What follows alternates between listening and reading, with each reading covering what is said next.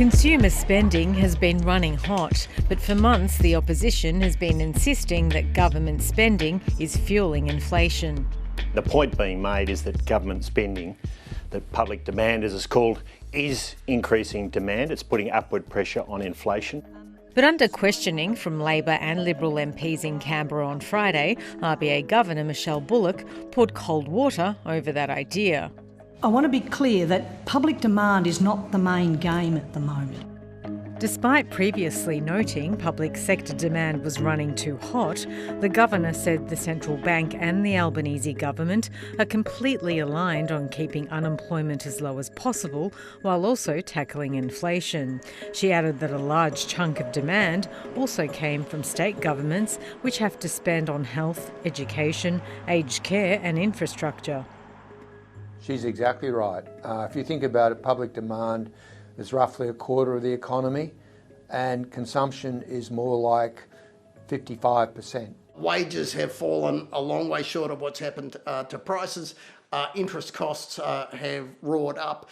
That combination means that governments are doing things like tax cuts. They're providing extra subsidies. They are helping address people's pain. Yes, that does make the task a bit harder for the Reserve Bank, but you wouldn't expect politicians to do anything else really in a cost of living crisis.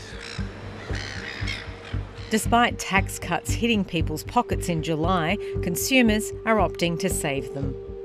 They'll go and spend if there's a lot of sales on, but the next month they won't. So if you think of Taylor Swift, people go to Taylor Swift concerts, the month after they don't spend.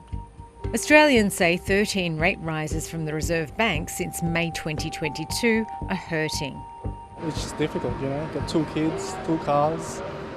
Have to cut down on a lot of things, change brands for some food. For example, like something that's not a necessity too much, like, clothes or, skincare or things like that. Oh, everything right from the subscription to the groceries to uses of the cars, disposing some of the assets like the cars. But struggling households aren't expected to get relief from the pressure anytime soon.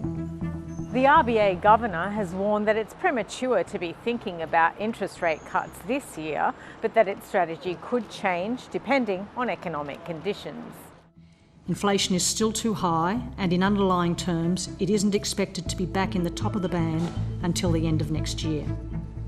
A message that's hard to swallow for many borrowers in financial pain.